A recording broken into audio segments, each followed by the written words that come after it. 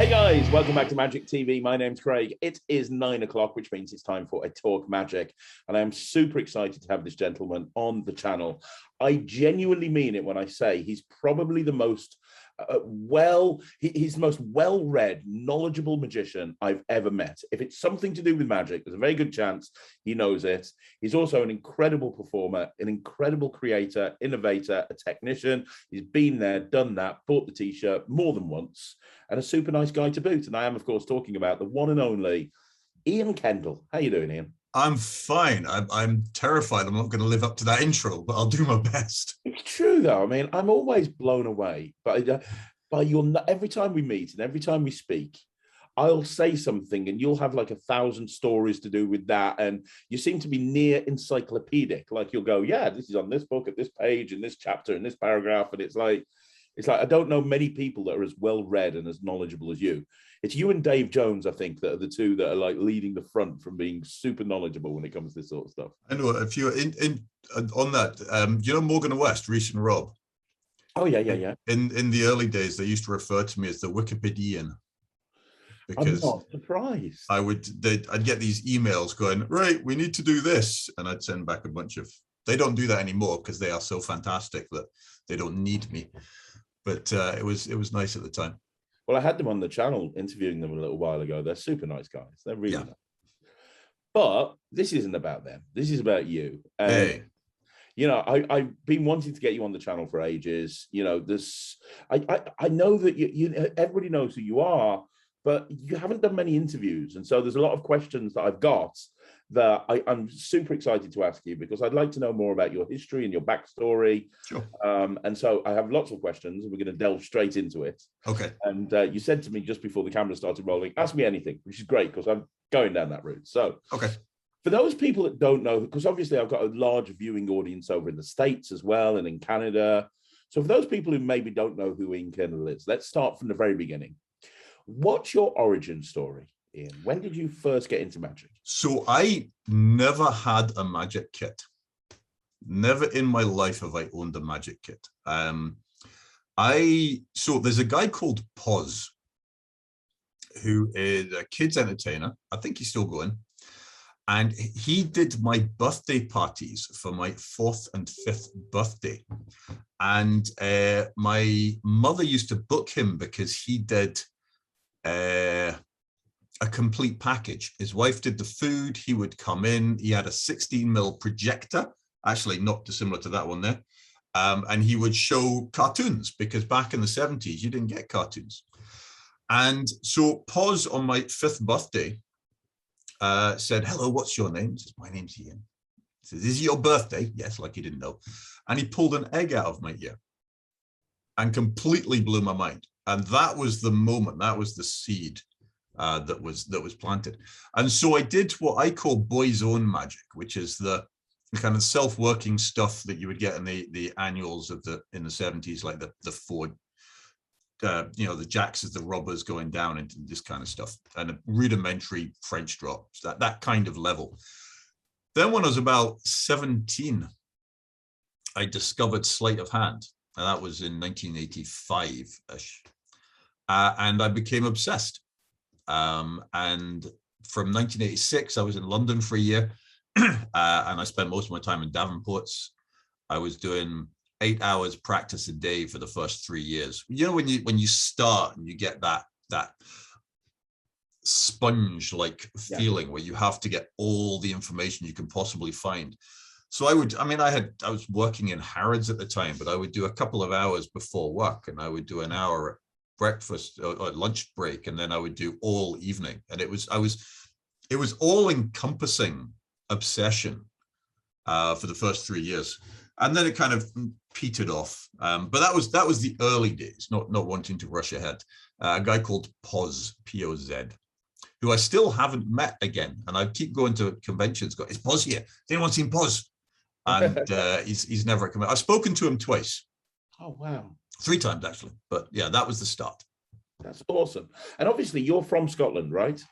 So, ish? Yeah, well, I've lived here for 40 years. Technically, I'm a Geordie. I'm from Northumberland. Okay.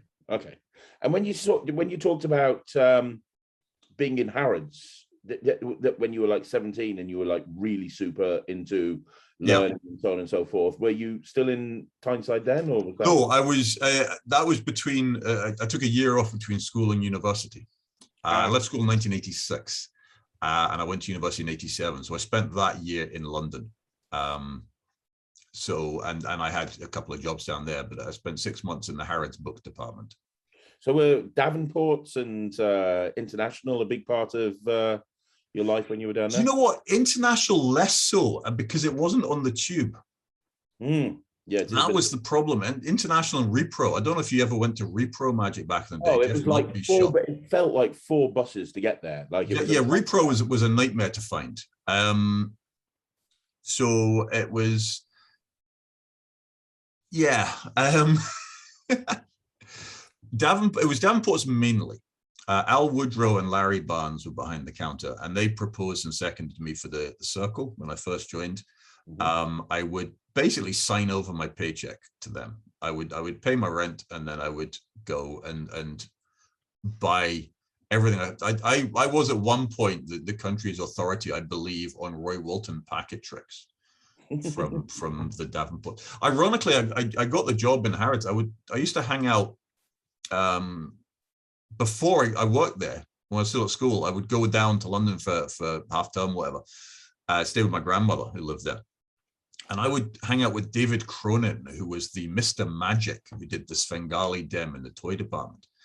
And he trained me up. He taught me his Sven, and I was going to work for him. The whole point was I was going to do 2 days, Monday and Tuesday for David, and then the rest of the time just in the shop. And 2 days before I started, I think it was the Friday before the Monday, he gave the job to somebody else. Oh, brilliant. Yeah, thanks, Dave. Who lasted about 3 days and then quit. But by that time I was working in the book department. But so this was years before Marvin was in there. So yeah, I was going to be a Svengali demonstrator at one point, and I think I kind of dodged a bullet on that one. And so you became really focused on learning during this period of time. Yeah. And I think, I don't know the answer to this, so correct me if I'm wrong. You pretty much exclusively have studied and perform and create close-up magic. Is that right? No. Okay, right. Okay, there you go. You see, I didn't realize that. So tell me, you're talking about this 3-year period. Are you learning mainly close-up magic? And then that was close-up. Yeah, that was all close-up. I was a hobbyist for 7 years. Okay. So for 7 years, I was strictly an amateur hobbyist. And I was a close-up person for that. I've never done sponge balls, and I'm not great for gimmicks, which I will explain why that is later. That's quite an interesting lesson. However, I was a pure sleight of hand and close-up guy. I used to run the skydiving club in university, in Edinburgh University. And for most of 1987 and 1988, my opening conversation was, would you like to do a parachute jump? No, okay, pick a card. That kind of level. I was a personality vacuum as it went on. Nowadays, 95% of what I do is on stage. Wow, I didn't even know that. And street magic, and I did a lot. Well, again, I'm jumping ahead, but for the first 7 years, when you are like everybody else, you're in sponge mode, that was all close up. Yes. Okay. And you were, you're one of the few people that I've met that's just as good at cards as you are at coins. Because when you think of close up, you think of coins, cards, and then obviously lots of other things as well. But you normally have coin guys and card guys. You are incredible at both. Thank you. What's really bizarre, I had this discussion with somebody just a couple of weeks ago. I never considered myself to be a coin guy until Mark Spellman came up to me in the circle one day and said, Ian, I need some advice. You're a coin guy. I'm like, am I? Okay. I do love coin magic. I will go to the wall saying that the single vanish of a coin is the purest magic effect there is. The greatest irony with cards, because I'm nowhere near as up to speed as I used to be, and I'm nowhere near as up to speed as many of my friends and peers. I'm quite proficient with cards, but I very, very rarely perform card tricks for real people. My close-up set, which has been largely unchanged for 30 years, has one, maybe two card tricks, and most of them are tricks with cards rather than card tricks, and with that distinction. So you're not going to sit down and go, hi, pick a card, and then find it in 14 ways, although I used to do that. Card warp was the second thing I bought in Davenport's in 1986. I bought Rainbow Cascade and then Card Warp. Rainbow Cascade fell out of rotation after 3 or 4 years. Card Warp has been a mainstay of my set for, since the mid 80s. Well, it's a classic for a reason. It stood the test of time. It's brilliant. Yeah. Funnily enough, because so people don't know, Roy Walton who passed last year, ran Tam Shepherd's, which was a branch office of Davenport's, because he married Jean Davenport, who's Betty's sister, if you know that kind of thing. So I had over 30 years of Roy as my mentor. Chicago had Marlowe, sorry. New York and Hollywood had Vernon and Jennings and that lot. London had Elmsley, and we had Roy. And one time Roy told me that I was doing something, probably a 3-hour card set for some poor sap that walked into the shop. And he told me that I was the first person he'd ever seen start Card Warp with 2 unprepared cards, which was the handling that I came up with when I was working in restaurants for reasons. And then he told me that the original handling of Card Warp started with 2 unprepared cards. But Betty Fergus got him to add in the work into one of the cards to make it easier for people to sell or to do. And then Roy showed me that the original handling for Card Warp. And I don't actually know how many people know. I may be one of 2 or 3 people that knows the original Card Warp handling, which is kind of fun, but I'm keeping it to myself. Wow, that's really awesome. That's great. So at the end of that 7-year period, what made you decide to turn professional? So, okay. Several things had happened in between them. I had dropped out of university to go off to the States to be a commercial pilot. I got my commercial pilot's license, and the first Gulf War in 1991 destroyed the aviation industry. So I came back from the US very depressed. I was homeless for 3 months. So September, October, November, and half of December of 1991, which was a rough time in Scotland to be homeless. And then I got a job, a really horrible job in an office that I hated, and then a flat. And I quit that job after 6 months. So we're in the summer of 1992 at this point. And a friend of mine was a sabbatical that ran the Edinburgh University Students' Association. Now, the sabbaticals are for students who take a year out of their studies to run the Students' Association. And Fiona was running the graduation ball of 1992. And Magic Bob, who was by far Edinburgh's most prolific professional back in the 80s and 90s, got sick and cancelled like 2 days before. And Fiona panicked and phoned me and said, Ian, you're a magician. Can you do this? And I'm like, yes, I shall step up. And so my first gig was the 92 grad ball in Edinburgh Uni. And then it kind of carried on from there. I remember quoting for an hour's work. I quoted £60 because I liked the idea of earning £1 a minute. Whereas, jobs up to that point have been like 2 or 3 quid an hour. It's like, yes, I will do this. And so I did. I practiced and I put a set together of 10-minute sets, and I went out and I did.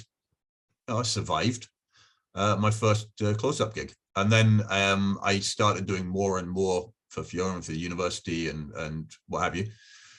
In 92, I started doing, this is the bizarre thing. I started doing professional close-up and professional stage and street performing all in the same time.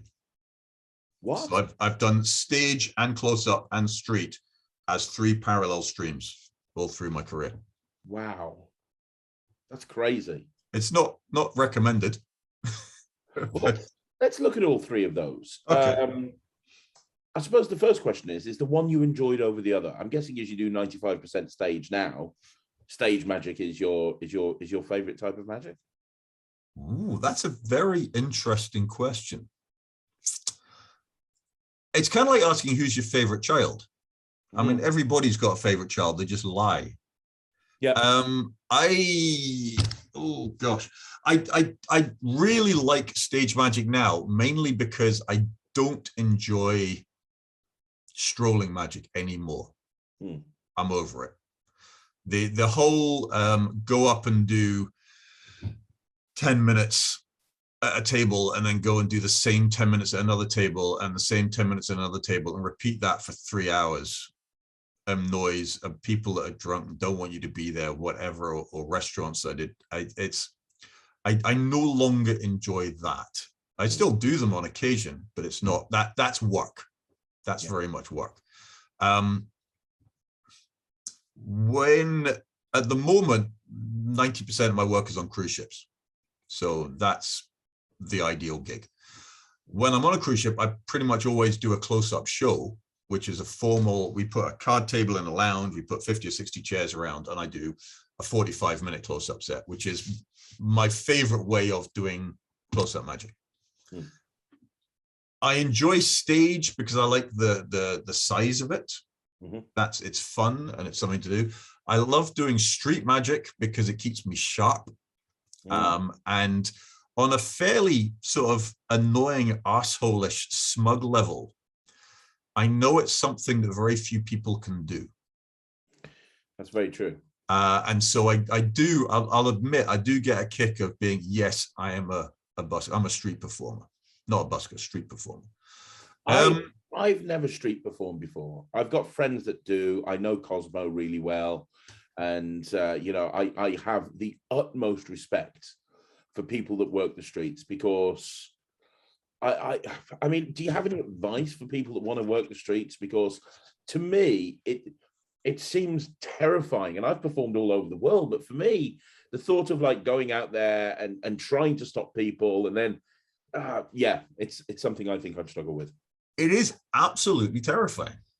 So to give you a wee story of this, I did my first street shows in 1992 in the Fringe in Edinburgh, which is that would take 2 hours to discuss. We don't need to go into that. And I did street until about 98. And then what happened was the street shows were interfering with my indoor shows and the bigger shows and the close-up. So I stepped back from street until 2006. Because in 2006, I found myself once again looking for employment and trying to start again after taking time out working in IT when the kids were around. And I thought, oh, I can do street shows. I can work anywhere. And I went out and it was terrifying. Absolutely. I set my props out. I tried to do the same show I did back in the early 90s. So I laid my props out on the high street.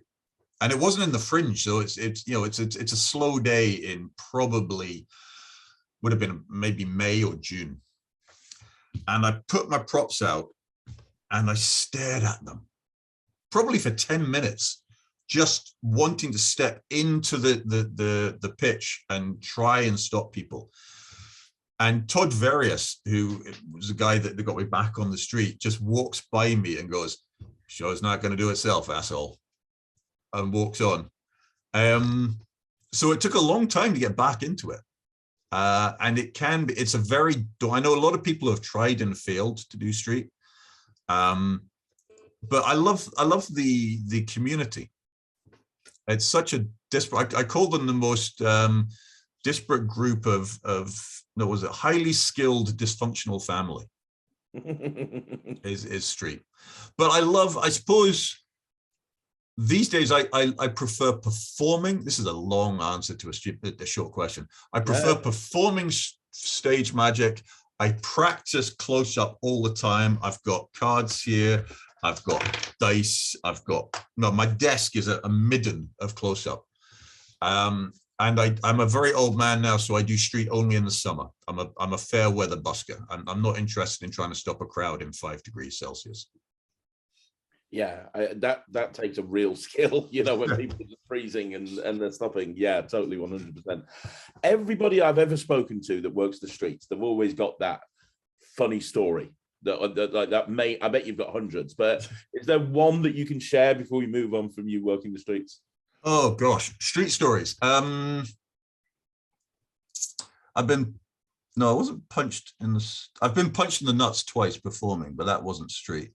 I cut up a guy. I was in Sydney on Circular Quay back in about '93, and I was doing. I used to do the razor blades, and I used sharp razor blades specifically because Amazing Jonathan told me that he blunted his, so I use sharp ones because I'm a idiot.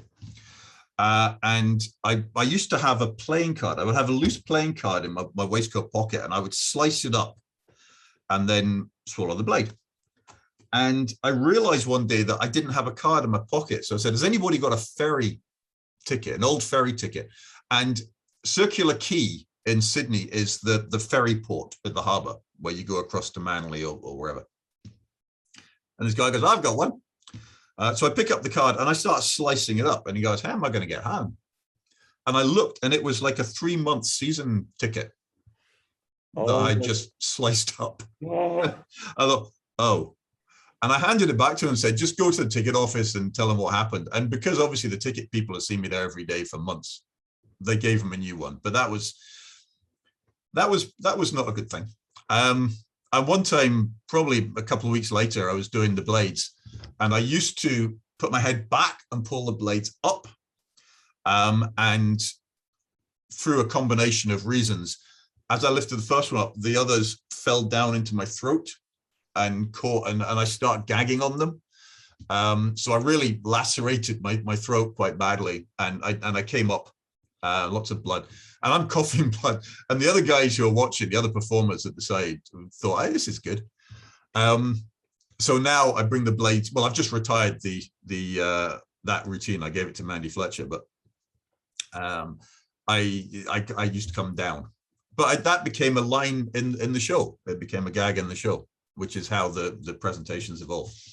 So yeah, there's one street story of bazillions. Wow. Oh my gosh. So so when you turn professional, obviously you said you're doing stage, you're doing street, you were doing close-up.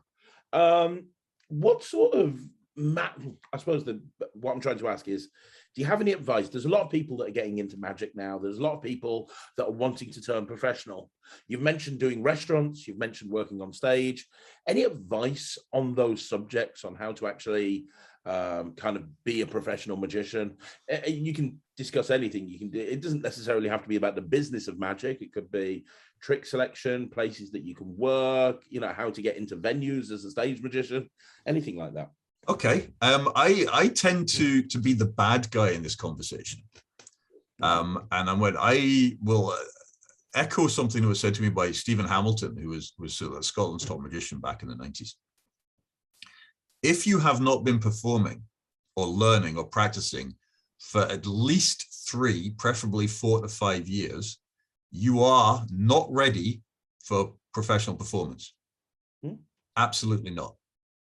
I mean, I've spoken, and again, that's such an unwelcome piece of advice that people then stop talking to me. I spoke to somebody at the session a few years ago who said, yeah, I've just been doing magic for 6 months. I'm getting a few gigs, so I'm learning as I go. And I'm screaming, no! I come from the school where you get good at something and then you go professional. Yeah. Not learning on the job, because then you're going to suck for 2 years. So I see a lot of people they see other people working and I want a bit of that. And they dive in before they're ready. And I'm sure you've encountered this, you've seen this in gigs where you've been. And there are people out there who are just not ready. Yeah. And and the trouble is, it sounds so patronizing and gatekeeperish of the old guys to say, don't, whatever you do, don't. I mean, I waited 7 years and I survived my first gig, but it wasn't good. Yeah. By any stretch. I don't remember much of it, but so anyway, that's the unpleasant bit out of the way that people can ignore. You need to be honest with yourself. Now, restaurant magic, I think, is less of a thing. I'm sure there are still restaurants that do it, but compared to the 80s and the 90s, there are far fewer people that do it. So while a restaurant is the best way, I believe, to learn your set, because you can go in and work in a new routine 20 times in one night.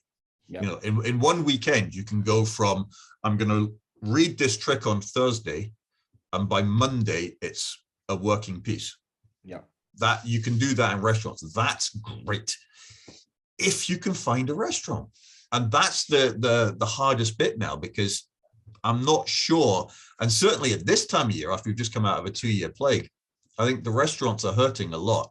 They don't have the money. I mean, there are many people that do residencies that have got more information. And I haven't done restaurants for over 20, 25 years. So that's a long time.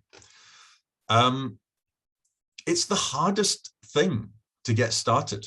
It really is. And I wish I had. I mean, if I had the secret bullet to it, I would make a fortune by selling it, but I don't, and I can't. And that's probably not a good thing, or is a good thing I'm not selling it, because you don't want that stuff sold. It's where did you start restaurants back in the day? Yeah, well, I started demming magic on market stalls, really. I bought a load of stuff from Bristol Novelties and Jarroys of London, and I just went to basically market stalls, open outdoor market stalls every single day in the Midlands where I live. There's a whole bunch of them. So one day I was here, one day I was here. And while I was doing it, I was trying to build up my business in the background, doing restaurants and that sort of thing. That's probably more like street performing than you want to admit, but... Yeah, well, you realize very quickly that you need to get good at demming this stuff, else you're not going to make any money. Yes, you get good or you go hungry. That's it. Exactly. So yeah, advice is here's the one bit of advice. Find someone, a professional in your area, and show that you are keen and willing, and ask, would you be my mentor? Would you be interested in mentoring me? I want to get good. And then listen to what they say. There's no point in finding a mentor and getting somebody with 20, 30 years experience who is willing to pass that information on and then ignoring it, because you will not have a mentor after 2 days. Yeah. But best thing to do, find a working pro and be friendly, be humble, and be keen to learn. And then what will happen, you'll find, I hope, is that maybe if the mentor has a small gig that they get a request for and they can't do, they might put you in for it. And then you've got your first gig. And then it works from there. I didn't have that. I brute forced my way in, and I made a lot of mistakes on the way. So there's my advice. You said earlier on that Roy Walton was a mentor of yours as well. Okay, Roy Walton. Roy was my inspiration, and you would go in, and he was a fount of knowledge, but not on a professional level. Roy wasn't really a performer and didn't work at the restaurant. So when I'm saying I didn't have a mentor, I didn't have anyone who got me into a restaurant, who got me into my gigs or whatever. So I made a gazillion mistakes along the way, many of them. Well, it's fine making mistakes as long as you learn from them, right? Absolutely. Yeah. So let me, excuse me, ask you, I'm going to bring up something that you mentioned earlier on at this point. You said that you're not a fan of gimmicks, and you'll explain why. I'd love to. Yes. Okay.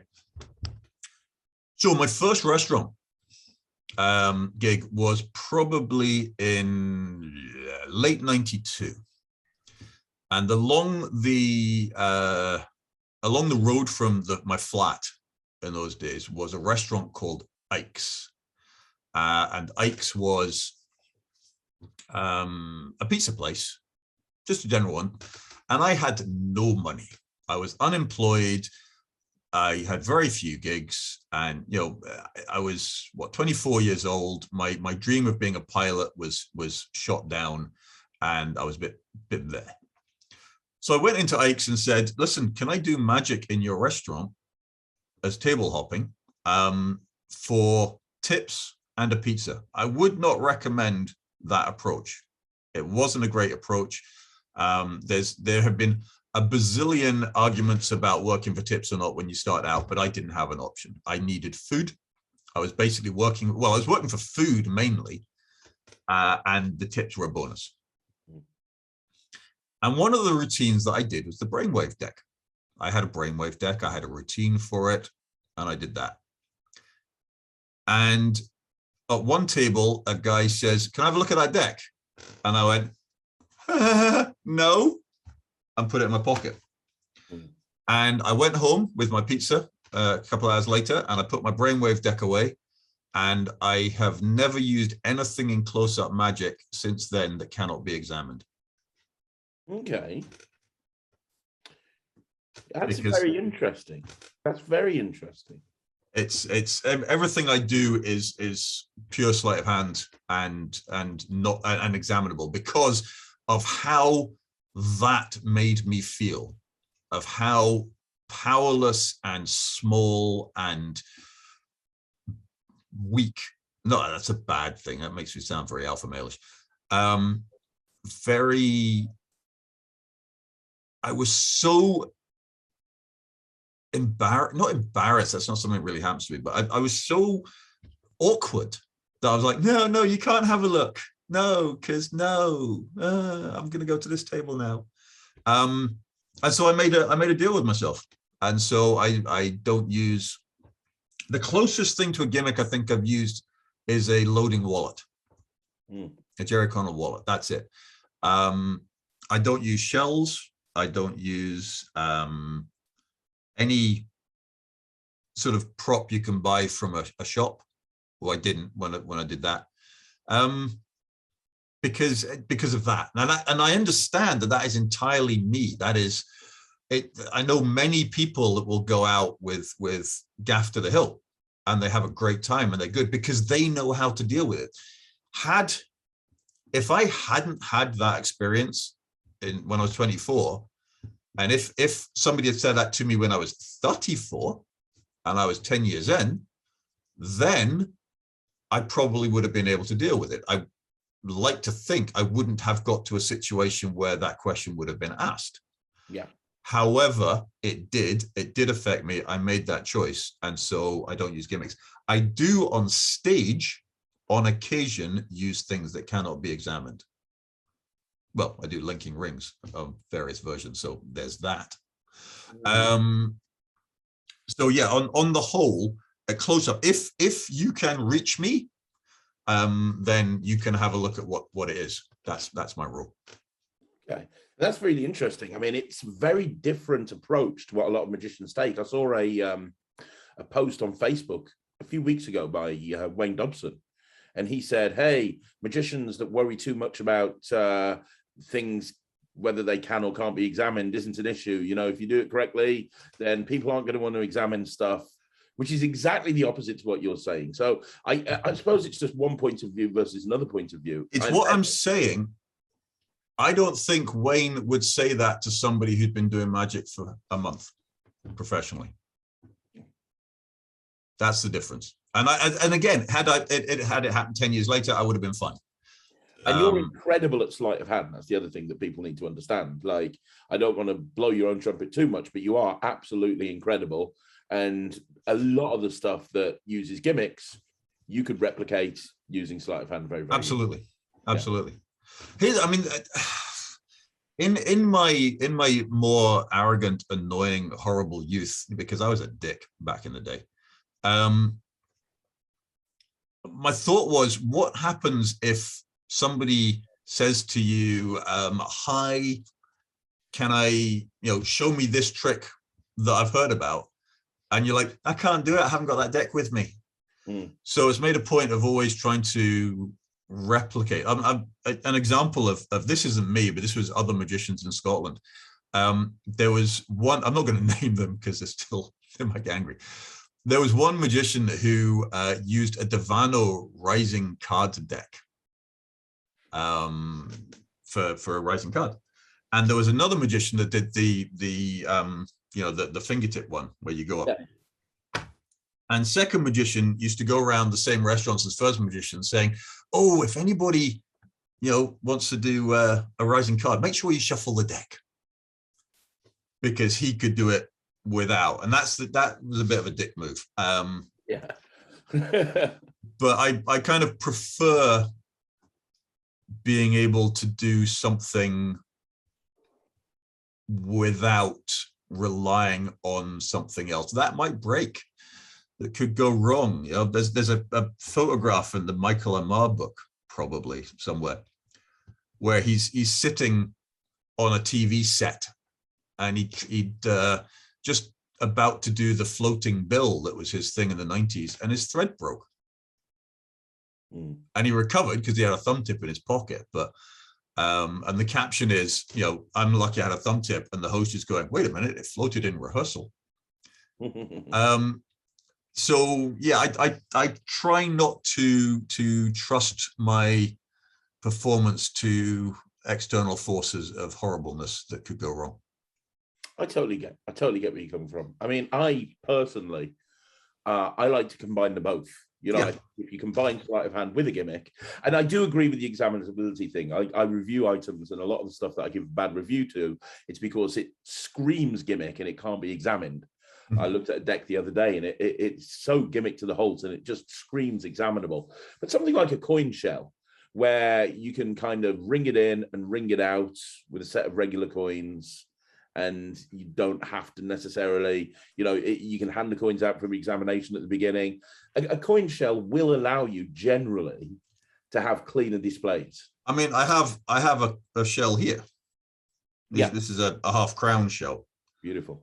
So I have a set to play with. I can do things with shells, but in a 10 to 12 minute strolling set, I don't need to, because I've got stuff that doesn't use shells. Yeah. Actually, on that point, yeah. What's your opinion? Because this has been debated quite a lot recently, at least on my channel. There's two schools of thought with regards to commercial close-up sets. There's one school of professional magicians that go, I have one set of tricks. I do 3 or 4. I do a 10 to 15 minute set, and that is all I do, and I'm not going to deviate from it. And then there's people like me who say, hey, I've got a huge repertoire. There's a lot of magic that I do. It's all really good. It's all well rehearsed. I want to make it a selling point to my client that I can go to a 2-hour gig and do something different to each group, and they're all going to have a different experience, so they can communicate with each other at the end and go, well, I saw the magician do this, I saw the magician do this, and I get bored doing the same thing over and over again. Yeah. Where do you lie? Because you're so well read. I mean, you must know thousands of tricks. To more than I will ever perform, I'll be honest. So yeah, there are, I would say there's about 17 sides to this equation, but let's stick with the first 2. The people that do the fixed set, great. And what they will be doing is they will be doing an excellent set for every person, every group, every table, it's going to be good. I don't do that most of the time. I suppose by example, I should explain my approach. Or my approach back in the day, which would be slightly more apropos. My first 3 routines of a close-up set were always the same and have always been the same since 1993, when I sort of settled into restaurants. They don't change most of the time. They're in the process of changing, but they don't change, or they haven't changed so far. Then after that, it is a question of what have I got in my pockets? And I do not like going out with, bulging pockets of everything. Mm-hmm. I've pared down what I take. I mean, to be blunt, the last strolling close-up gig I did was last February. That's going back how far it was, just before the plague. And then I would have probably 20 minutes worth of stuff on me, but I would do 10 minutes to each table. Yeah. And I just pick and choose with what's going on. For example, let's say you go to a 10 top and everybody's worked 10 tops, and you do your approach, you do your opening, you're circling around the table, and you've got a guy over here who is really into it and it's great. So you think, right, I'll do a card routine. I'll maybe do card under glass to him. But I'll do sort of the Gary Kurtz approach. Have you read Leading with Your Head? Yes. Okay, so the best book ever. It's in there somewhere. Gary's approach to that is he loads a card and then he rotates around the table. So by the time the card is revealed, he's 10 feet away. Yeah. Which is the kind of thing I'll do. Or I'll, if I get it, let's say I do card warp to somebody, and that gets a good response, I might do another card trick, which is actually card routine. I hate the word trick. I'm excising it from my vocabulary. So I like having choice, because like you say, I don't want it to get stagnant and I don't want to get bored, because then it becomes work. Yeah. But again, this is what comes from flight time. This is time on the road that you can read a table and you'll know what they want to see. If they're just dull and crap, they will get 4 routines, have a nice day. Yeah. But if they are good, I got so much trouble in a restaurant once because there was a fantastic table of 12 guys out on the night, 10 to 12 guys, big, like 2 tables mashed together. It was great. I did about 25 minutes for them because it was fun and they were enjoying it. And I got such a bollocking off the manager because, 10 minutes, guys, come on. So yeah, the bottom line is I'm not going to say one of that. If you are the kind of guy who likes to do a fixed 12, 15-minute routine that is never changes, then more power to you, go for it. If you like to have a wee bit of variety and you have a repertoire that extends beyond 15 minutes, then you have that option as well. Amazing answer. I want to ask you something else as well. You mentioned about the guy with the rising card and always shuffle the deck. Yes. I remember you telling me a story when you went through a period of time when you saw somebody with, didn't you tell people if you see a deck with a 9 of diamonds on the bottom, make sure you have to shuffle them? My dick ears. So that's hilarious. Just to explain to people, I was chatting with Craig at the London Magic Convention a couple of weeks ago in London. I went through a phase of mentioning to people. So the 9 of diamonds is known as the Curse of Scotland. There are about 18 different reasons why it's called that, and nobody knows the exact one, but it is the Curse of Scotland. So I would tell people that if you ever see a deck of cards with the 9 of diamonds on the face, you have to insist that it is shuffled thoroughly, which takes out mnemonica and the Araton stacks. And there were a lot of people in Scotland that were starting to do mem deck work at the time. And that was just me being a dick. And I don't do it now. But my memorized deck, I engineered my own. So it's nobody else knows it, which has its ups and downs. But the Two of Hearts is my face card.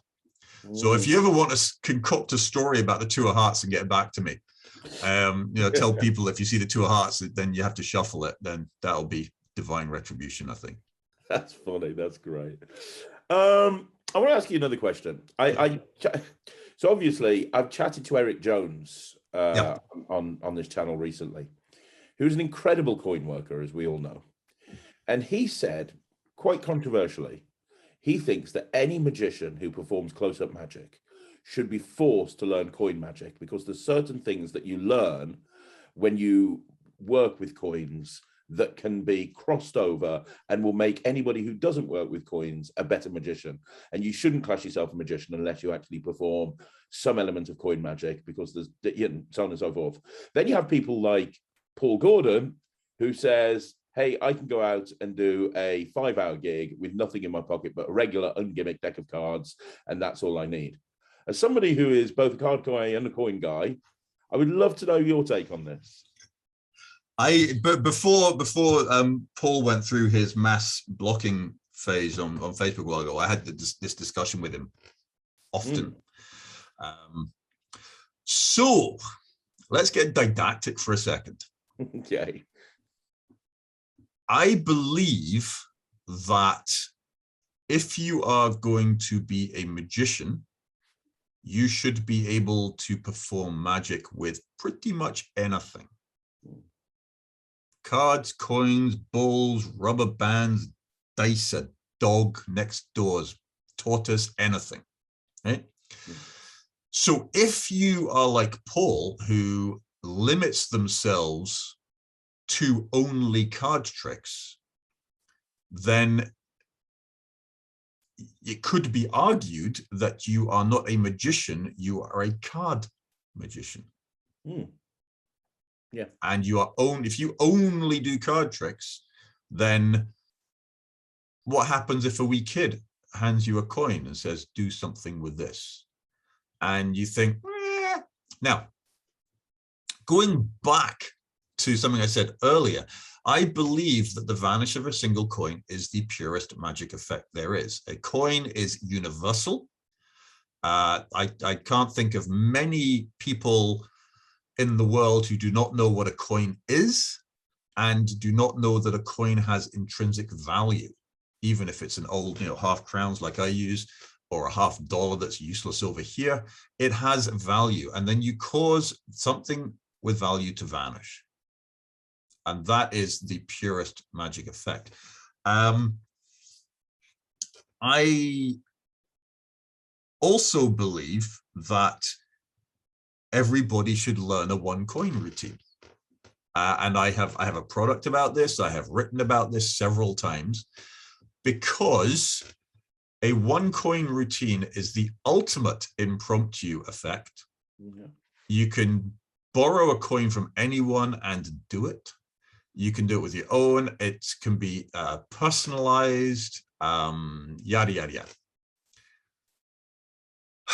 Whether everybody should learn coin magic I think that is a little bit patronizing. I'm not sure there are many lessons in coin magic that you can't learn from the cards. Direction of attention, various sleights, skills, plots. I mean, it's well known that there are, 4,000 card plots for every coin plot. But I am more of a, choosing my words carefully here, generalist. Some would say a jack of all trades, because I like to, again, it goes back to the 80s when I was in my sponge phase, where I would read and learn everything. I didn't just sit down with Royal Road. I had Bobos, I had Rices, I had rope magic. I had everything was in my headlights. Oh gosh, I'm tangenting here horribly. So yes, should you learn coin magic? Yes, you should learn coin magic, simply because without coin magic, you're kind of stretching the definition of magician. I'd agree with that. I'd agree with that. I also found it very interesting that you talked about the flurry, because the one coin routine or the flurry, I love doing one coin routines. It's one of my favorite things to do. And by the way, your muscle pass is one of the best muscle passes I've ever seen. And if you want to do it, not anymore. Fine. It's amazing. It's great. I hear so many coin magicians go, oh, one coin routines aren't very good because it's not magic, it's just juggling. Yes. People focus on what's going on. You know, there should be clarity of effect. But I think of one coin routine, it's so magical, done correctly. A good one coin routine is good. My favorite one coin routine to do is the lapel coin, or throwing a lapel coin in there from Roth, because it's very disarming. I'm gonna be unpopular for a second again here. Okay. Because we had this discussion on a private web forum a while ago, with the case of the majority of one coin routines are a case of hide the coin. Yeah. Now, here's the really unwelcome opinion that's going to get me a lot of flack. There's a German kid called Moritz Müller, I think his name is. Don't know if you know him or have you heard of him. He put a video out 15 years ago when he was a kid. He was, a teenager, of doing these coin sleights, and it was about like 15 different sleights, all done perfectly, and everyone was like, "Oh, Moritz Müller, this is fantastic! It's great," but it was objectively a case of hide the coin. Yeah, it was a slight, and there was no punctuation. And I talk about this in One Coin. There was no punctuation to the routine. If you write down what would happen, it's like the coin is placed in the hand, it's shown empty, the coin is placed in his hand, it's shown empty, the coin is placed in his hand, it's shown empty, the coin is placed in his hand, shown empty, and there was no punctuation. As opposed to, let me give you an example of something here. If you do something like the wither vanish, okay? Mm-hmm. So you take the coin, you give it a little rub, and it vanishes, and then you just bring it back like that. Okay, so it's an Apollo thing. I have no idea what there it is. You need to have punctuation. You need to have. I'll stand up for this, but if you take a coin and place it in the hand, then there's a thought, there's a thing, there's the action, and then the coin has vanished, and then it's back. When you're designing a one coin routine, you have to write down what you're doing, write down with punctuation, and then read it with punctuation, and know that when the coin goes into the hand, you have to wait a semicolon, a comma even, before it vanishes, because otherwise you are just playing hide the coin. I met David Roth at a lecture in Glasgow 114 years ago, and I asked him to show me his flurry. The David Roth flurry that I desperately wanted to see, and I never want to see it again. And I don't want to speak ill of David because he was well respected, but it was the least magical thing I'd ever seen at that point. And that's heresy, I know, because people are going to go, you're ragging on David Roth, the best coin magic. Vernon thought, yeah, but his flurry done that day was hit, Bitcoin. And so I'm going to get a lot of flack for that, but I'll stand by that. Sorry. What you're saying is absolutely right. And I don't think that's something that you can kind of teach. What you're talking here is pacing and building in beats and moments. You can teach it. Yeah, can you? Because I mean, it's doesn't it come from experience? Just from, okay, I've done that. That didn't get a reaction. Now I'm going to try it a different way. And over time, you can start with a framework. And again, I have a lesson I made a couple of years ago that's not widely known because it was never released, called One Coin, which is a discussion of how to create a one coin routine. And it's an outgrowth of something I wrote for MUM a while back. Here's what you do. you start with a framework. And what I teach is you write down all the coin sleights you know. You write them down. And you say, what is your starting position? What is your end position? So, for example, if you take something like a Himba Vanish, which looks, it's the coin goes. The starting position for that is a pinch. The end position is, let's do this properly. The end position is in a curl palm. So I've got it, I can do it down here, but you wouldn't be able to see. So that's my end position. Yeah. So you write that down. And then you say, what have I got that starts in that position? What can you do? You can do a load. So you write down start there and you load, and then you've got a coin in the hand here. Then do you pick it up, or you start in this hand, you pick it up, you do a French drop. So you have links of starting position, end position, and this end position matches this start position. So now you have a link, and then you start to Lego these moves together. When you have that, then you write it down, and you write it down with punctuation, and then you read it out with punctuation. And then you read it while doing the moves. And if you say, and I'm a great proponent of saying stuff out loud when you're learning. If you have your script, which is not a written script, it's an action script of what moves you're going to do. You place the coin in the hand. You look at the hand, you move your fingers, open the fingers to show that the coin has vanished. Full stop. And then you go through. If you do that 20 times, you will have the framework of the correct punctuation of your routine. And this works for cards as well. Or anything, really. Yeah. And then you take it out into the world.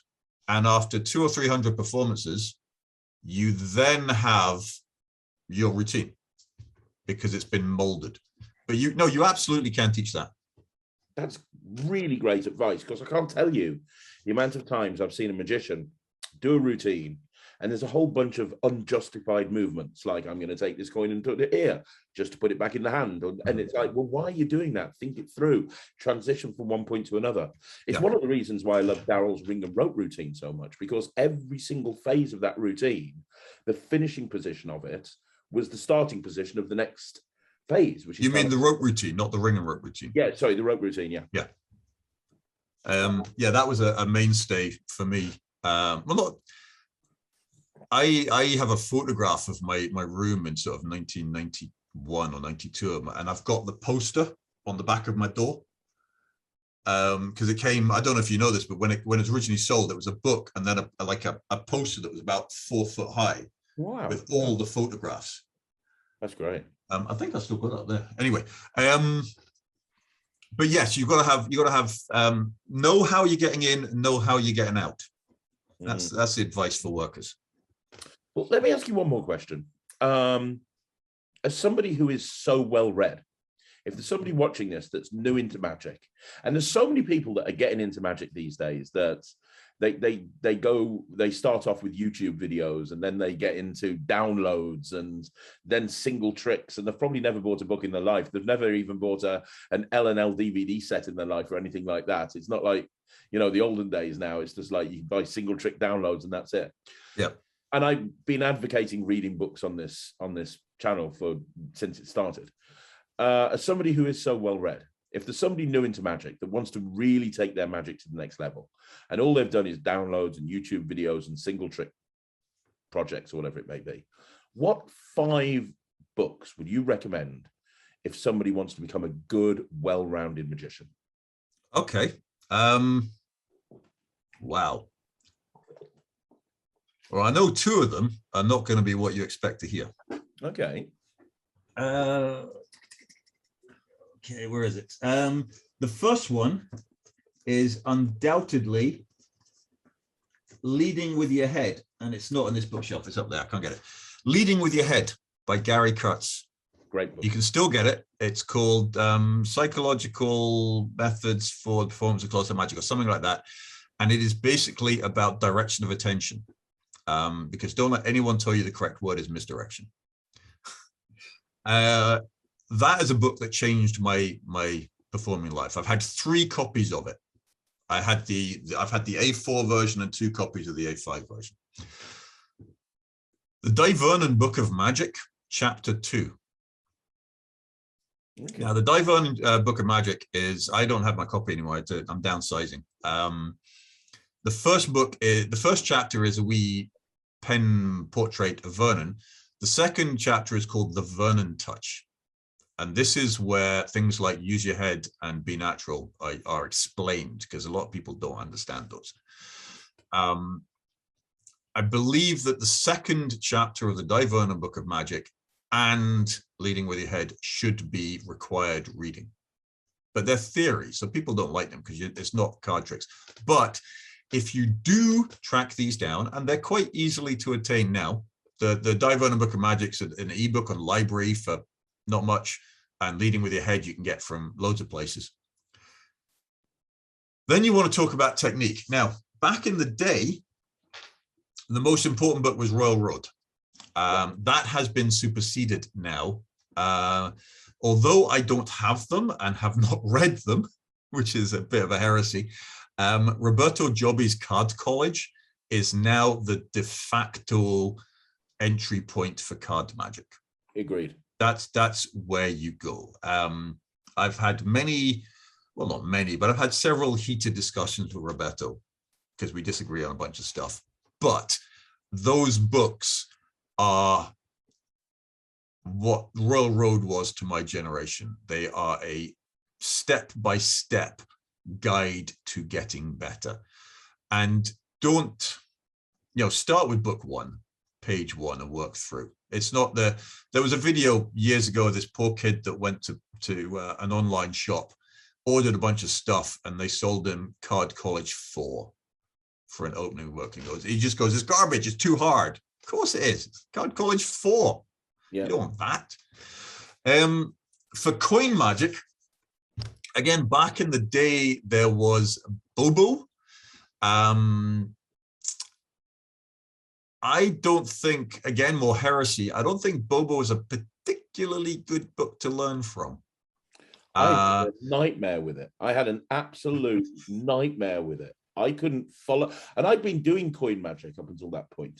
The book that changed everything for me when it came to coin magic, and I finally figured it out, isn't even a book exclusively on coin magic, but it's Super Magic by Paul Harris. Yeah, turning his PDQ coins across, and the hi-ho silver and stuff that was in there really changed coin magic for me. Here's the thing about that book and those things and that kind of routine is they don't teach you the building blocks. Now, again, to use a musical, there's so many analogies between music and magic, as you know. You don't take a 10-year-old kid at a piano and give them fur release. It might go, da, da, da, da, da, da, da, da, da, da. He's not going to do that. You're going to go bam, bam, bam, bam, bam, bam, bam, bam, bam, and chopsticks. And you're going to learn the building blocks before you move on. Yeah. Things like the Harris books, which is full of cracking stuff, you need to know what you're doing ahead of time. And that was one of the reasons I put out Basic Coin Magic in 2004 as a video CD. The first thing I did was well, one thing was put down my Himba stuff, but to put down basic building block slides of I'm not going to teach you tricks here, but I'm going to give you the tools so that when you go to your books, you'll be able to do those tricks, routines. I think that despite what I said earlier, the Roth coin book and Kaufman's Coin Magic are very good coin books now. I would say some of Troy Hose's stuff, but I'm not, again, he's very shell heavy.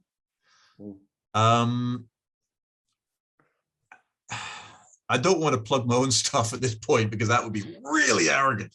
I'm looking at the shelf to see where I would go for coin stuff. And yeah, I would say Yeah, I would say probably coin magic.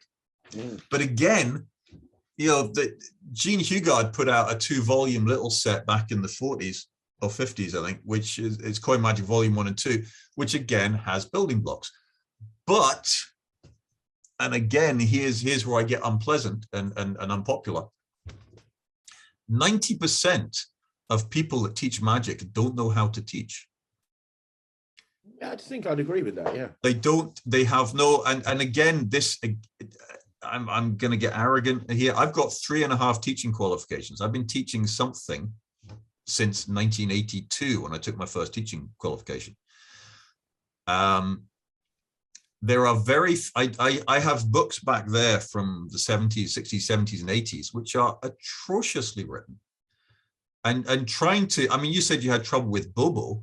Bobo was the Bible of coin magic for so many people. But when I first got it, did I know what was going on? No. You can't make head nor tail of it. I got Expert Card Technique, the Hugard and Browie, about 3 weeks after I got Royal Road. And I remember saying, I'm going to sit down and work through this book. This is, so you need to step carefully. You need to not rush, basically. And the bestest way is to find a mentor, as we said earlier. Yeah. How many books are that? That's 4 books. That's 4. If you really want it, the Mark Wilson Book of Magic's really good. I totally agree with you. I completely agree with you. People think of it as a beginner book, but it's incredible. It gives an overview of so many wonderful aspects of magic. Heck, you can even learn how to do illusions in there. This book is slagged off by so many people. And they go, oh, it's terrible. This has got some cracking stuff in it. And I'm going to do that typical book thing where you pick up a book and you just flick through the pages because you just like seeing the pictures.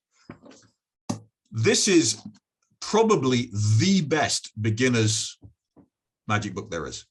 Agreed. You want to get us, so that one. So that, leading with your head and dive learning, and you'll be fine. Would you say Leading with Your Head is your favorite magic book ever written? Ooh, favorite. Again, we're back down to favorite children. I'll tell you while you're thinking, my favorite, just because every time I go back to it, I get something else out of it, even all these years later. I've had it for so long. Richard's Almanac, the collected Almanac. Yeah, Almanac's got a lot of good stuff. The trouble with, well, I say the trouble with Almanac, and if Richard sees this, he'll probably get angry with me. There's absolutely no way Richard Kaufman will ever watch one of my videos. Him and I don't really see eye to eye. So. Okay, well, he's a friend of mine, so we'll go with it. So Almanac has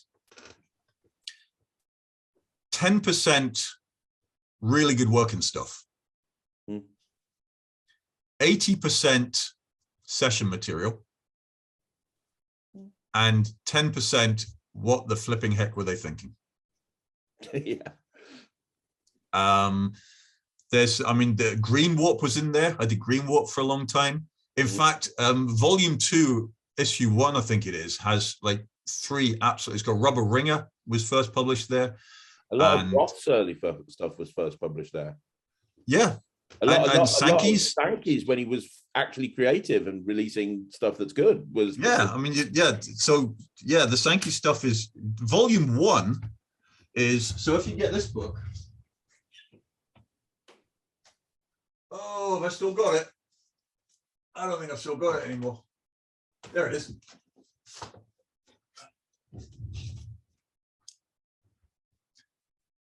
Oh, right, okay. So this was the first one that was published before the collected one came out. And I'm just going to run through. So here's some things. The first one, Derek Dingle's Alpha Toss. Right? The first ever trick in Almanac is brilliant. David Roth, copper silver, digital copper silver with. Early on, I'm pretty sure you've got Isolated Visitor as well, which is one of my favorite card routines. Yeah. A Visu Pinch. Herb Zara, I've been doing that for years. Byway by J.K. Jerry Hartman. Volume 1, number 3. Look that up, kids. Look up. So that one is an elevator plot. No, it's just a 4-card packet trick. Brilliant stuff. Yeah, there's a gazillion things, and that's only volume 1. So yeah, that's Almanac is great, but it is not a beginner book by any stretch. Not at all. It's not. If you want one of my favorite books, we're just going to go back to the shelf. Okay. Is this Folding Money for? You know what? I've never read that.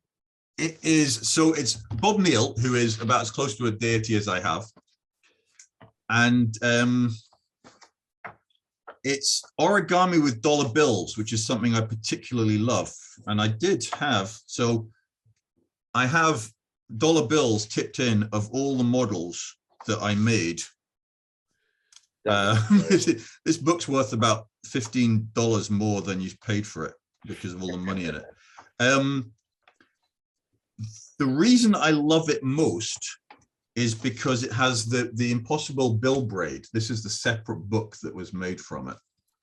And this is basically I've probably got one actually.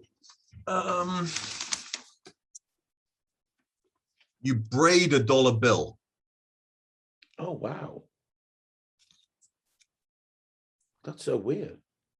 So this is something that I have, how many have I got here? I've got quite a few pre-made here. The thing, so I'll go off on a tangent here. I bought this book because I love Bob Neal and I love origami and I love stuff with dollar bills. And the book has the instructions for the braided bill. And in it, in the introduction, Richard Kaufman says, I've folded everything except the bill braid. I can't do it. And the instructions in the book are actually not right. And so I sat down one day and I think, right, I'm going to teach myself something. So I sat down with the book and I read that, thought, right, I'm going to learn this. So my first one took me an hour to figure out what was going on. So I got to a point in the book where it is, and then I just brute forced it to work it out. The second one took me 2 hours to do, and then I got better and did it. And I got to the point where there were very few people. Bob Neal said that he only knew of myself and Dick Hatch that actually could do it back in the 90s. And I would hand them out willy-nilly. I would go to the foreign exchange to get clean dollar bills, hand them out as tips. It's in John Lovick's book Switch. Okay. Because it's an improvised mismade bill.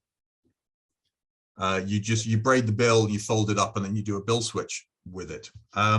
So that's one of my favorite books. Leading with Your Head is another favorite book. The Di Vernon Book of Magic, because that's sort of my school. But yeah, we've just gone on a 15-minute tangent, and I can't remember what the question was. I'm sorry. Right, it's not a problem. It's not a problem. I'm loving every second of this interview. Let's talk about you as a creator, because obviously you've created magic, you've published a lot of magic, including courses and guides on how to be a better magician. For people that have never seen your work, I suppose I've got 3 questions. 1, what made you decide to go down that route? What made you decide to kind of throw your hat in the ring and go, okay, I'm a performer, but now I'm going to start trying to teach people how to do magic? And yeah, I suppose, where can people buy your material? Okay. Interestingly, I am not a creator in the typical magic sense, certainly not in the sense of yourself or Paul Wilson's one of my oldest friends, or Paul Harris. I am a routiner. I will take a little bit of that, a little bit of that, a little bit of that, mash it together. The stuff that I sell tends to be technique based. I've published 3 or 4 actual effects routines. Most of my lessons are lessons, and this comes from being a teacher. My wife is a teacher. flatmate before, years ago was a teacher. I've done all these teaching qualifications. I've been teaching. It is knowledge transfer is very much a passion of mine. And around about 2003, 2004, it got to the point where technology was there where I could teach. Very low spec technology, but it was there. And I thought I wanted to do the first one. So I did a video CD. I don't know if you've ever seen a video CD. It's the precursor to DVD, called Basic Coin Magic, which was an hour of coin slice with VHS quality, whatever. Then the next one I did was called Bastard Hard Moves Made Easy. I've got that. That's great. That's so the quality of BHM. And I did Top Seconds and Bottoms, which is my false dealing one. I did Mucking Hard Moves Made Easy. I did one called Egotistical Opinions, which is just basically giving advice to camera. And then in 2004, I set up something called the Virtual Magic Show. Correction, the Virtual Sessions is what it's called, which was the first online magic course. I mean, there have been a gazillion since then, but the sessions were the first. And it was built around a forum. You would go on, there'd be a post in coin magic, there'd be a post in rubber band magic or rope magic or whatever. And the idea was every month I would upload more lessons. And what basically happened was life got in the way and I would not upload anything for 2 months or 3 months, and I would put up a dozen lessons in one go. And that lasted for about 2.5, 3 years before I closed it. I had about 16 hours of material at one point. It's just basically a desire to teach and teach what I believe to be easy to learn methods. So talk correctly. And I got, Mike Close asked me to write for MUM magazine. I did 3 years of basic training, which became the basic training book. I mean, I got flack for that. The first lesson was on the ghost count, the Elmsley count. And I did 4,000 words on how to do the ghost count. And that kind of set the tone for those essays. But yeah, it's more, I mean, I don't do it for money because I sell handfuls of my stuff. I don't promote it, and the production quality, I used to call it MSLG, which was make Sankey look good. Because Sankey's videos in the 90s where he's doing these there's one where I can't remember which video it was, but he's basically topless. He's not wearing a shirt and he's got like a fake head stuck to his shoulder. Mm-hmm. That was the kind of stuff Jay was putting out back then. So yeah, MSLG was mine, where good technique and technology diverge. Nice. So I've got better. I mean, I've just recently remade Basic Coin Magic and Bastard Hard Moves in HD, with my nice new shiny cameras, with extra moves in. But I suck at marketing. I'm the world's worst businessman. I remember when I was watching when you were setting up your companies, Non-Stop Kids and Slightly Unusual, and you were teaching yourself, is it called Infusion or something? Or yeah, Infusionsoft, yeah. Infusionsoft. And you I remember at one point you listed, the various funnels and emails and whatever you get, and I couldn't get my head around stuff like that, and I'm a fairly smart guy. So I make these lessons mainly for myself because nobody knows about them. My website is hidden in a corner. It's the virtualmagicshow.com. I was going to say, where can people go and what can they buy? And what would you recommend people buy from there? Wow. It's the virtualmagicshow.com. Let me just bring up and see what's on it. I can't remember. There are, if you want coin magic, mm-hmm. then I've got a course called, there's Basic Coin Magic 2.0, which is 80 minutes of coin sleights taught correctly. And then there's one coin. And one coin is one of the things I'm most proud of, which is, as I said, how to create a one coin routine. I've got a lesson on the classic force, which I really like. How to make the classic force surefire. Well, that's a really important thing for me. I still say the classic force is the best force that there is. And it's a force that most people don't do because it's scary. It's scary. And I break it down, and I probably, when I use it in the wild, which I do and have done in the past, I've probably got about a 97, if I want to pluck a number out of my head, 97% hit rate. It's very rare that I miss with a classic force. And then there are outs to go from that. So I've got a lesson on the classic force. I've got a lesson called Bastard Hard Moves Made Easy in HD, which is a lot of moves that you don't often see taught well. I've got Gypsy, which is my dice switch, 2-for-2 dice switch, which I've had very good reports of. Then we get big stuff. I've got a course called Taking the Step. Taking the Step is a 10-hour video course of my head. It's a conversation of how to transfer from close-up magic to stage magic. Wow. How to what skills are transferable and what are not. What mistakes I made, what mistakes you don't want to make. I talk about material selection. I talk about venues, how to start. I'll give you a wee tangent on how that started. Have you ever encountered a guy called Damien Jennings? No, I don't think. Okay, Damien is a friend of mine, lovely guy who he now does the online marketing for Vanishing Ink. He's their marketing guy. He emailed me probably 10 years ago or more and said he'd been offered a stand-up spot in a festival down where he lives on the South Coast. And he said, I know I've got to come up with a character, I've got to come up with material, I've got to this. And at the end of the email, he just says, how on earth do I do that? So I sent him like a 4-page email of what I thought he needed to do to become a stage magician. And then that went on for about a year. I mentored him for a year. I helped material, write scripts, edit scripts, stagecraft, this kind of thing. And he's got a degree in drama, so that helped. Yeah. And at the end of the year, he had a 1-hour show of just going through this technique. And so I know it works. And so I've got Taking the Step, which is, and it is basically a close-up of my head as I talk to you, because it's a conversation. Pretty much all of my stuff is conversation. I'm not didactic. I'm not saying this is the only way to do this. I say this is what works for me. Anyway, that's Taking the Step. That sounds great.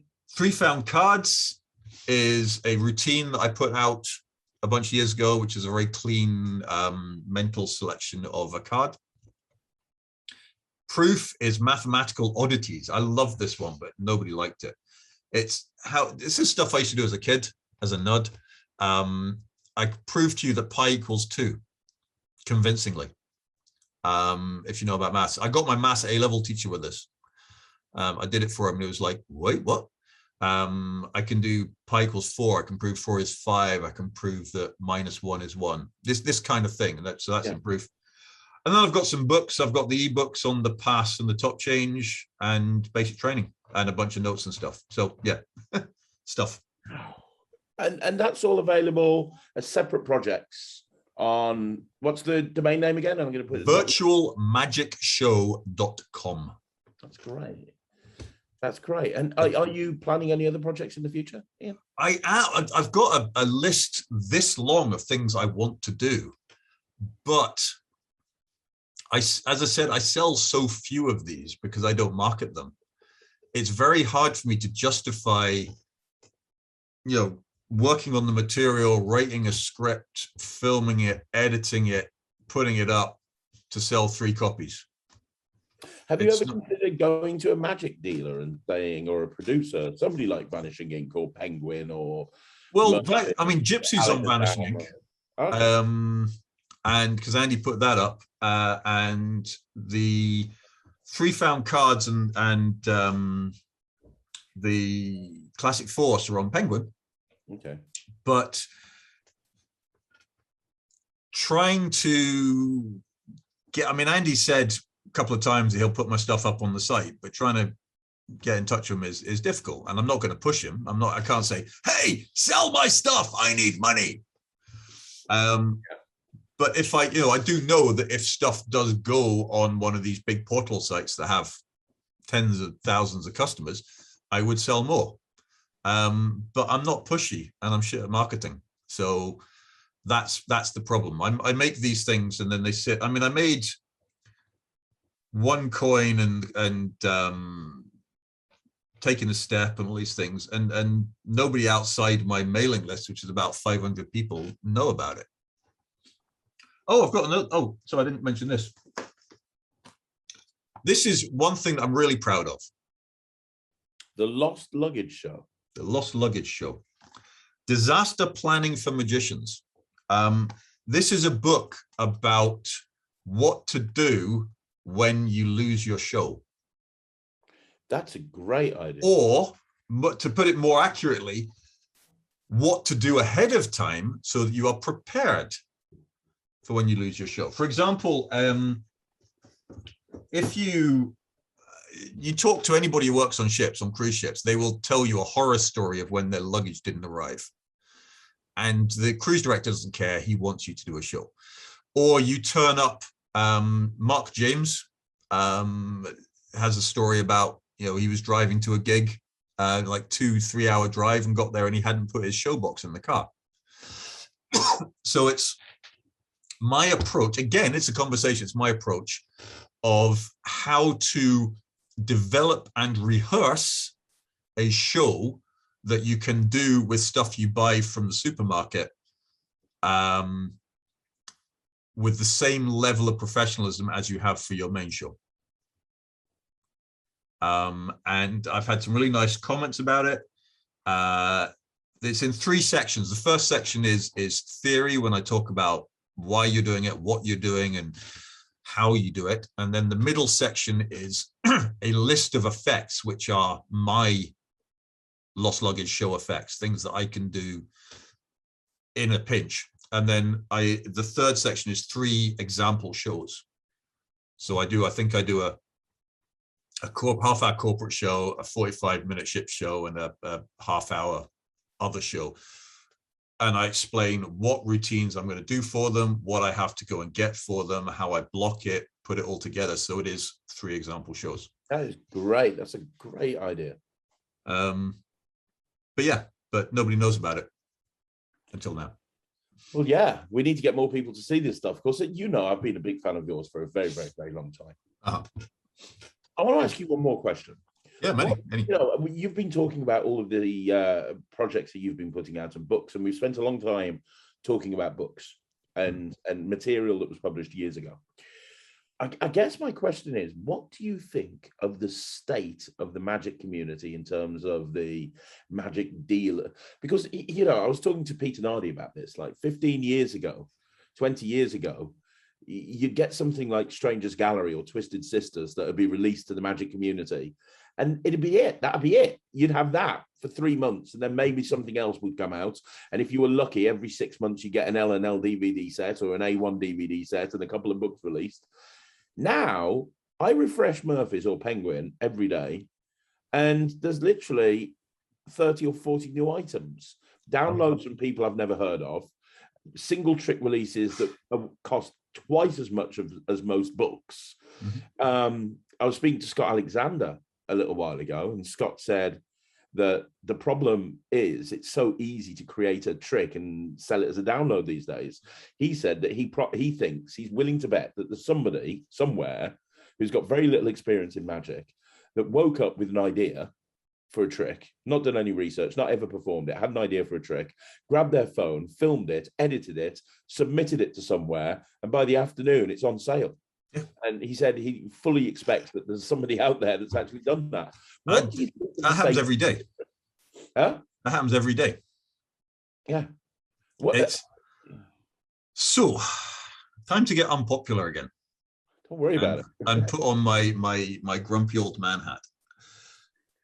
Technology, as Scott said, has made it so unbelievably easy to create content.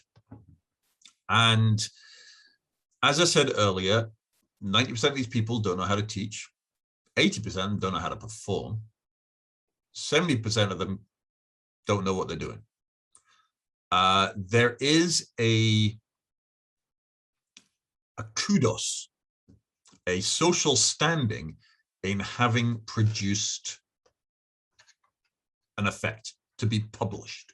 Now, I remember Steve Hamilton published a magazine called Profile in the 90s from Glasgow. And he said to me at one point, I remember vividly, in the Pizza Land opposite Roy's, show me something, come on, get your name in print. Because it was all about getting in print. I was sitting next to this guy in Blackpool, maybe a handful of years ago, who said, quote, I just want to get my name on a deck. He was pitching his deck that he's designed. There was another conversation downstairs in the Ruskin at 2 o'clock on a Sunday morning. These two kids, probably not much older than 15 or 16, and one of them said he genuinely believes he's more famous than me. So yeah, so we have this situation where people are only considered to be viable magicians if you have published something, if you are a published creator. The problem is these people have never read. They don't know the history. They don't know what's going on. And they, as Scott said, they will go and put out stuff. And it takes, like you say, a day to create a download. It creates 3 to 6 months to write a book. Yeah. This is where, and also people have realized back in the day, back in the 80s and the 90s and wherever, you got your name by being published in magazines. Yeah. Kaufman said to Sankey originally back in the 80s, go and do some competitions in conventions, publish in magazines, and then we'll do 100% Sankey or Sankey Panky, whichever one that came first, I can't remember. That was the path. And there were gatekeepers, there were editors, there were compilers. I wrote Magicana for Genie for 1.5 years, where people would send me these videos of stuff that was just awful. And you have to say, I can't put this in. There's a quality control here. Then people realize that you can sell stuff yourself with websites. And all of a sudden, you don't have that path through magazines to get published. You can do it yourself, which for me personally benefited because I was able to put my stuff out. But the flip side is you now have hundreds and hundreds of ill-conceived, never been performed pipe dreams. They were called pipe dreams in the day. And the market is flooded. And now you have, if something is produced, it's in China in 48 hours. You'll have maybe a week of sales and then you'll never sell it again. So I think this is a sad thing. I think it's bad. I think the problem is that people create without knowing the history. I mean, to be fair, there was a guy that published Cascade, Roy's Cascade routine that he just created by himself and just happened to recreate it. But he didn't know the history. And everyone went, yeah. And to his credit, they withdrew it, which was great. But I see stuff, so many variations, which are basically, I use a red deck, which is the classic joke, isn't it? And you've got people who say, oh yeah, I use this at every table. And I know people that would say that, and say, I use it at every table. And if you do, you've got a 98-minute table set with all the stuff you claim to do at every table. And then there were these trailers First, you get the trailers that are edited to heck, so you can't see what's going on. Then you get ones where you never get to see the whole routine because they've never performed the whole routine. They've never done it. You've got 15-year-old kids who say, I've got 5 years experience of working tables. No, you haven't. Yeah. This is something you came up with over breakfast or in the break of your maths class at school. Sorry, okay, now I'm just hearing what I'm saying. And I've got like a few thousand teenagers looking at me going, aye, old man, jog on. But that's the state of it. I understand. Yeah. And I think the other problem is the marketing of the new products is so aggressive. Like, it really is. Like, you can't, every single trailer is like a Hollywood trailer. Everything looks absolutely amazing. You can make anything look amazing. And I tell you something, I've got a product coming out next year. And I was doing some crediting research because I wanted to credit it. So I was speaking to various different people. And I spoke to somebody who's really knowledgeable. And he said, that might be similar to somebody else's. You want to check it out? I was like, I'd never heard of this. So I looked it up and I ordered it, obviously. And I, having now seen it, it's nothing like my thing. But I wanted to try and find out immediately. I didn't want to wait like 3 days for this DVD to come. And there was somebody on there, very well known, that gave it a quote. And I was like, oh, brilliant. I'll ring up this person. I'll get the quote. They're going to know. So I rang up the person and were like, oh, yeah, I gave it a quote, but I didn't even watch it. Yeah. I just gave them a quote. Wow. Yeah. Wow. Okay. All right. Okay. Right. All right. And I think that's the problem. I think the marketing side of things, you can make everything look amazing. I review so many products that look brilliant. And then when you open it and you look at it, it's just dreadful. And you've got quotes from people going, oh, this is the best thing I've ever seen. This is the most amazing thing I've ever seen. They've probably never even seen it. It's sad. It's similar to the guys that starting out and they have quotes from the Times and the Scotsman and the whatever newspapers and TV shows. You're fantastic, and they've never heard of them. And sooner or later, that stuff's going to come up and bite you in the bahookie. Yeah, and it happens in magic. Somebody will put out an effect where the trailer's been edited to heck. It looks nothing. You've got no way of getting. Here's yeah, right. Here's how you can tell if a routine is viable. If the teacher of the creator tells you how to get into the effect and how to get out of the effect, then they've worked it.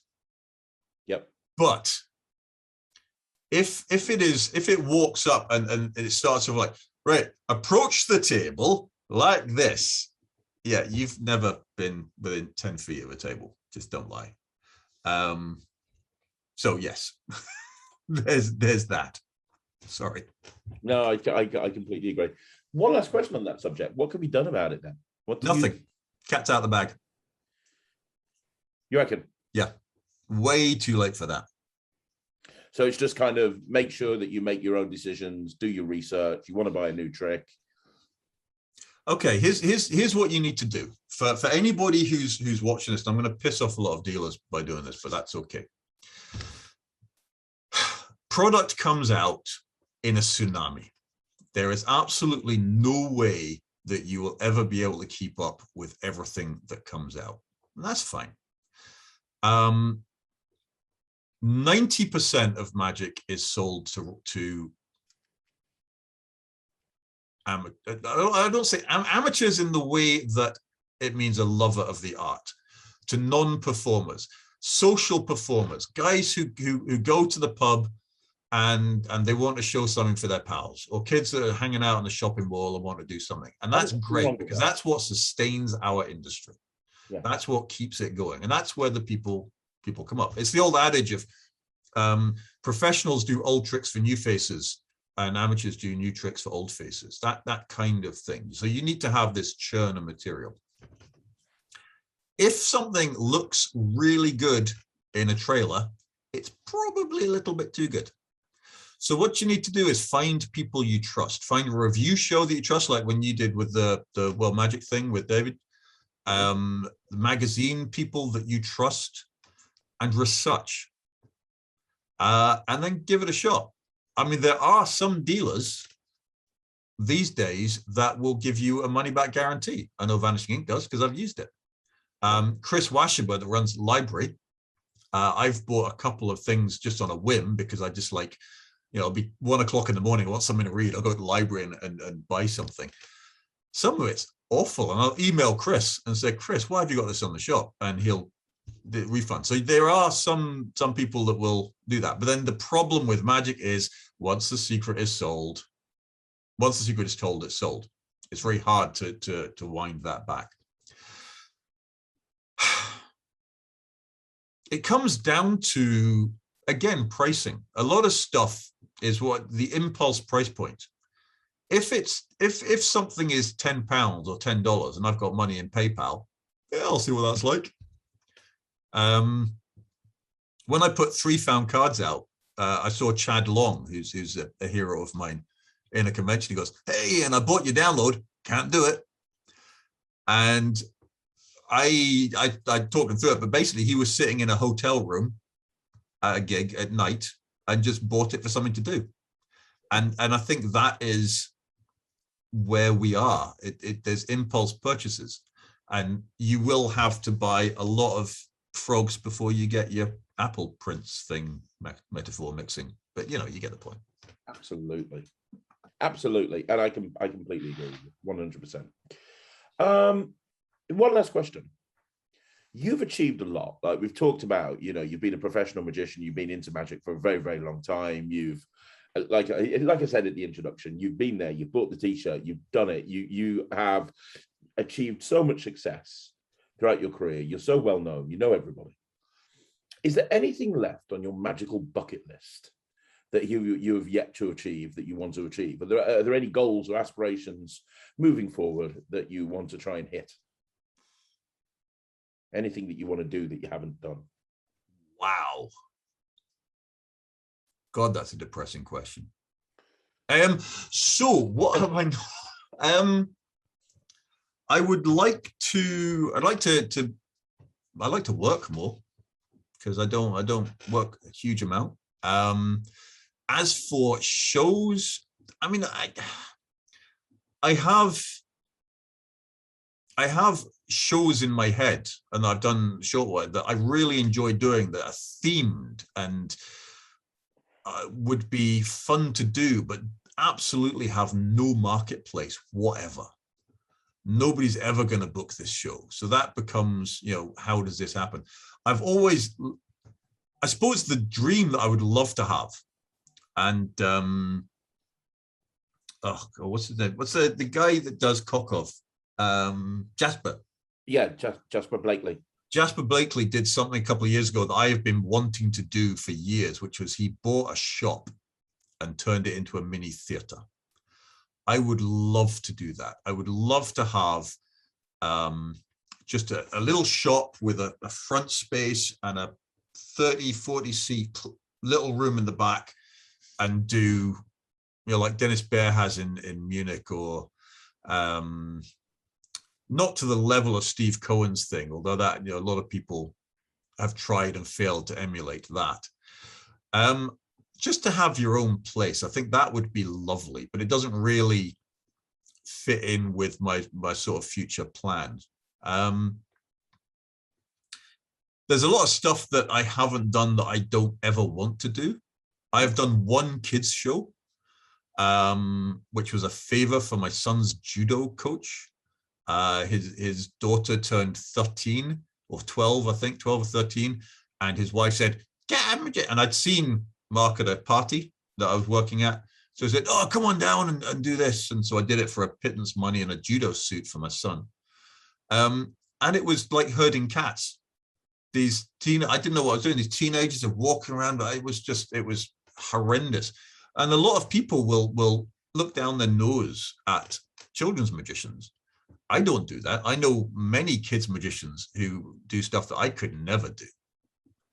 I've never done illusions. I don't really have a big desire to do illusions. One thing I would really love to do is a wee tour. I'd love to do a theater tour of little sort of 200-300 seat theaters. That's something About in the mid 90s, I had a plan to do something called the Aeon Tour, the AEON Tour, which stands for the arse end of nowhere. And I was going to basically do the Highlands and Islands of Scotland. Because, you know, I grew up in the middle of nowhere in Northumberland. There were 15 houses in my village. It's 100 meters long. And the next village down had a hall, the Watson Memorial Hall in Lucca. And if anything came on, everybody went. You put something on that hall, you've got a guaranteed sellout.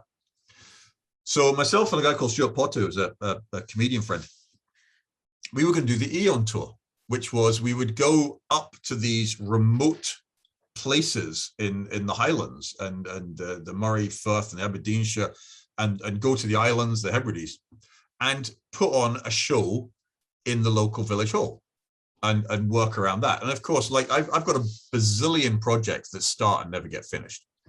And then the Stand, which is a comedy club up here, started doing tours to it. So it's been done. But I would love to do a small theatre tour. I'm not interested in doing 1,000-seat rooms like The Illusionist, because the stuff I do would be dwarfed in that. Yeah.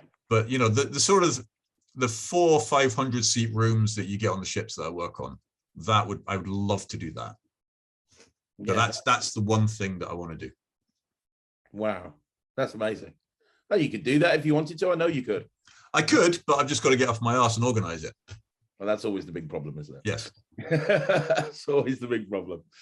You know what, Ian? This has been an absolutely incredible interview. I say this many, many times, but it's because I interview so many good people.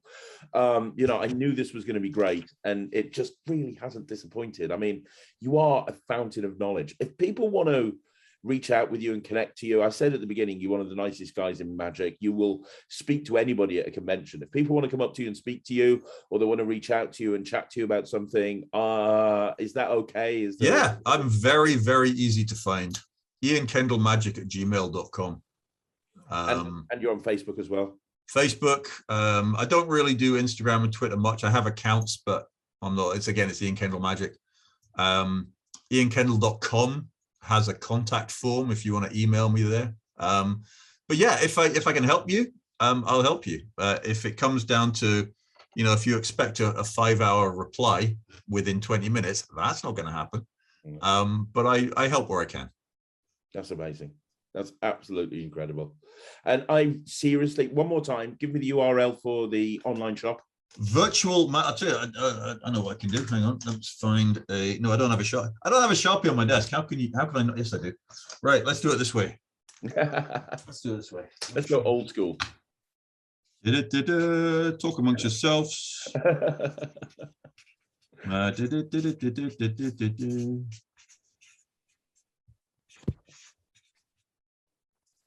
So it is virtualmagicshow.com. There you go. Boom. There's a story to why I own that routine, that domain as well. Well, I need to hear this before we wrap. Very briefly. So back in, again, 2004, which was a pivotal time, I had a plan to do the first magic show online. Wow. And now this is before YouTube and before all of that. I've always been, I'm a geek, and I've always had video clips on my website since 1998. I've had video clips on my website. And I had a plan that I wanted to do a series of 15-minute web shows encoded at 128 kilobits per second, which was ISDN, because this was before broadband. I had a company that would stream. So there was actually a streaming company back then in the day, and I would make 8 15-minute.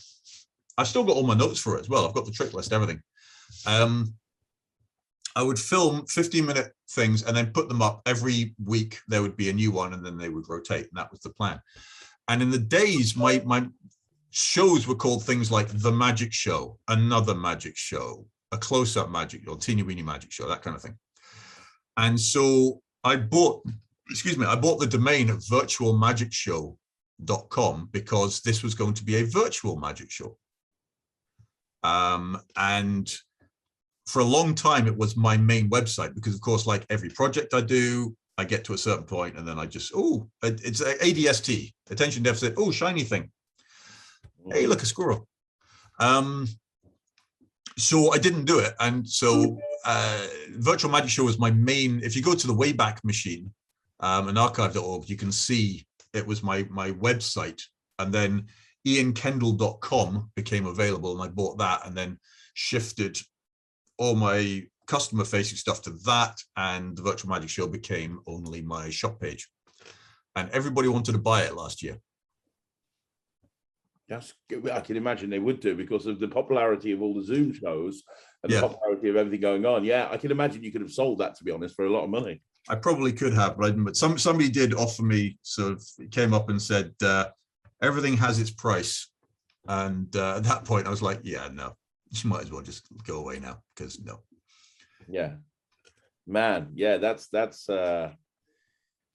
really funny. Yeah, I can't believe it. Thinking about it, that you had the idea to do something all those years ago, which now is an actual branch of magic. You go onto magic dealers, and there's specifically tricks that you can buy just for a virtual audience. Even now, you know, I'm still booking virtual shows in for myself and my team right now. So I mean, it's still a thing. I think it will continue to be a thing for a long time to come, to be perfectly honest. I think so. I did one paid virtual show last year at the start of this year, when the plagues first started.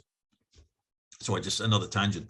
I remember sitting down, I think it was May of last year, and I thought, oh gosh, there's no work, I'm going to have to start doing virtual shows. And I knew I had the technical nous to do it. And so I sat down and I figured out a list of routines for my repertoire that I could do over a camera.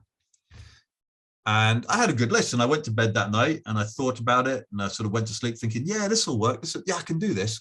And the next morning, I'm not kidding, over breakfast, I'm scrolling through Facebook, doom scrolling, and every other post was, hey, look at my Zoom show. And I thought, I don't want to be part of that maelstrom. So I backed away and didn't do it. My friend Elliot Bibby really pivoted. He did like 500-600 Zoom shows. Yeah, Elliot's great. And then a friend wanted to book me for a birthday party, 50th birthday party or something. So I did 2 practice shows with friends and family, and then I did this Zoom show that went well. It was great, but I didn't publicize it. I was going to sort of adapt Virtual Magic Show, because I reckon that with virtualmagicshow.com, a 17-year-old domain, with some good SEO, I could get on the first page within a week. Oh, yeah. And I was going to do that. But of course, I needed to do a piece to camera to do for the webpage. And I had bonkers hair because it was lockdown, had a haircut for a year, and I didn't do it. And then it passed. This is the story of my life. I have ideas and then something gets in the way. Well, I'm glad that you've seen through, all the various different projects there are on there, because they're great. Like I say, I own Bastard Hardcore Moves Made Easy, and it's amazing. It's really good. I'll send you the new version. It's got a couple of new moves on it, and it's not this big. It's this big now. I think I'm going to do a review show special on you, Ian. I would love that. I think we're going to do a review show special, because I'd like more people to see your stuff. I really would. Oh, thank you. No, and thank you. Like I said, this was an incredible interview. Guys, if you're watching this, I want you to make sure that you connect with Ian. He is the friendliest guy in magic, so make sure you go over and see him at a convention if he's there. Don't forget to connect with him on Facebook and go buy all of his stuff. I will be doing a review show special on him soon, but make sure you do. Go buy everything. You will not be disappointed. If you want to become a better magician, this is the man that you need to go and see. And like he said, he can't market himself, so I'm doing it for him. Go buy everything. Ian, thank you one more time. I really appreciate it. I've had a ball. Thank you so much, Craig. Good to see you again. Guys, I'll see you again tomorrow.